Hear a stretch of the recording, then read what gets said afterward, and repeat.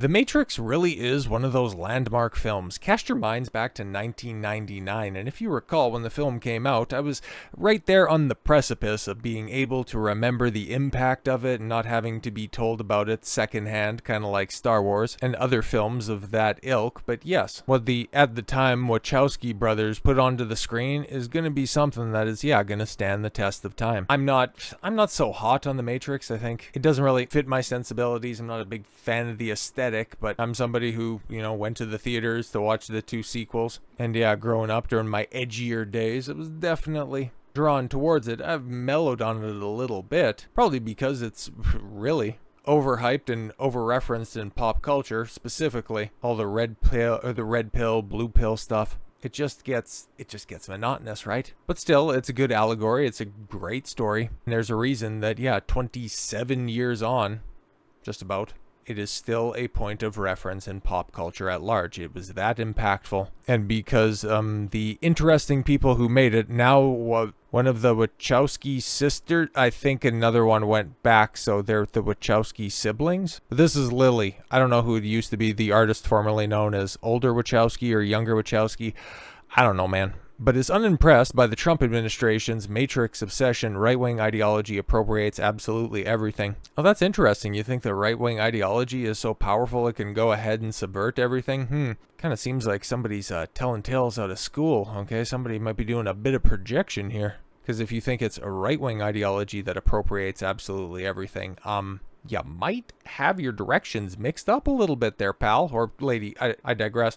While the United States' current Reddit-occupied government has a particular and almost overbearing appreciation for the Matrix, in particular its blue/red pill metaphor, series co-creator Lilly Wachowski views the fanaticism as yet another textbook example of how right-wing ideology appropriates absolutely everything. Sure thing, pal.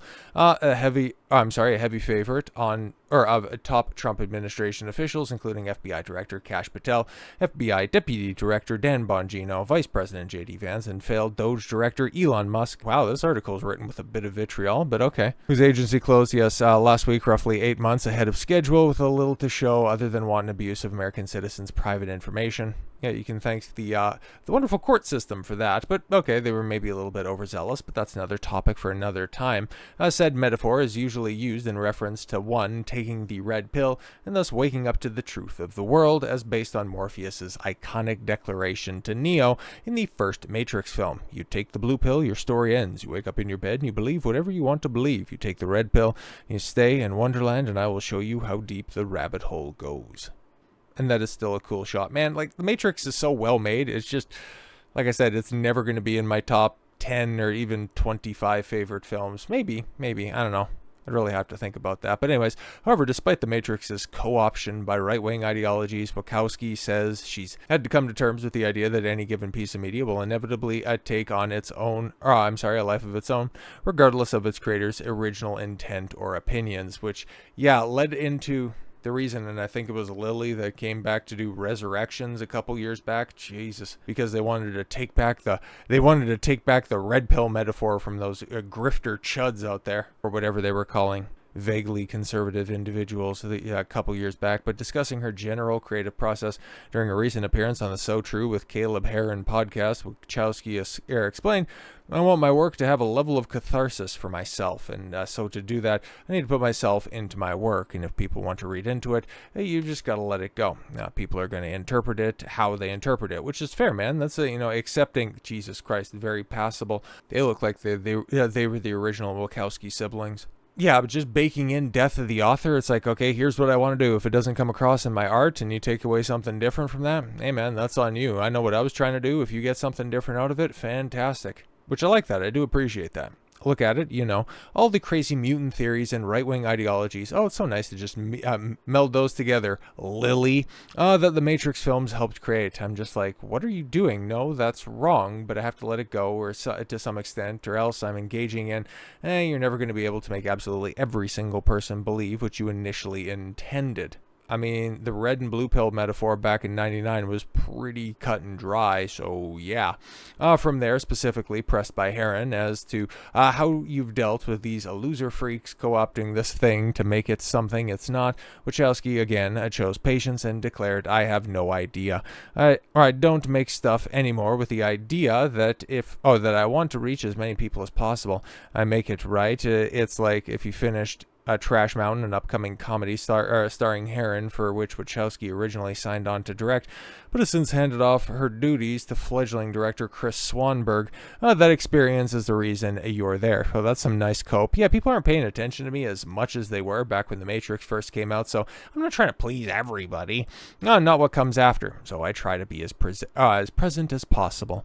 Now, this isn't what I always did. It's taken me a while to get to this point of view, and I want to be present and relish every single day of the making that I have, because the beauty of filmmaking is that you can come together in this community, all these different artists, and bring this thing that is in your brain to this new form. And the new form is a collective art piece. And so when I think about The Matrix and the success that it had, that's something that I think artists or filmmakers or any artist really, and they place too much emphasis on those kinds of successes. And I don't think it's necessarily a success. Which, yeah, okay, relying on external validation in order to feel at whole for yourself, I understand. And, that's a pretty healthy approach to things. It's just, why are you so big mad that right-wing people like The Matrix? I don't get it. It's like right-wing ideology appropriates absolutely everything. They appropriate left-wing points of view and they mutate them for their own propaganda. Bro, let me just point you in the direction of the left can't meme. And just every time that the left tries to rebuke that, just how poorly they do it. So who's trying to appropriate who? I'm just wondering. To obfuscate the real messages. That is what fascism does. Oh my God, here we go. They're fascists. So, of course, it's going to happen, and they do it with absolutely everything. Yeah, not really. I can think of a couple of different topics that the right is like, ooh, that shit's weird. You guys go ahead and you keep that over there. I mean, look at Make America Healthy Again. The idea of putting scientific gender in the words of where are they even putting this, and to say there's two biological genders. Holy shit, they're calling it science, but it's not science. That is a very interesting metaphor that you're trying to draw there, and one that'll go ahead and defeat your own premise, but hey, it's probably just those evil right-wing people, right? And that's what fascism does. It takes these things and these ideas and generally acknowledged as questions or investigations or truisms about humanity and life, and they turn them into something else.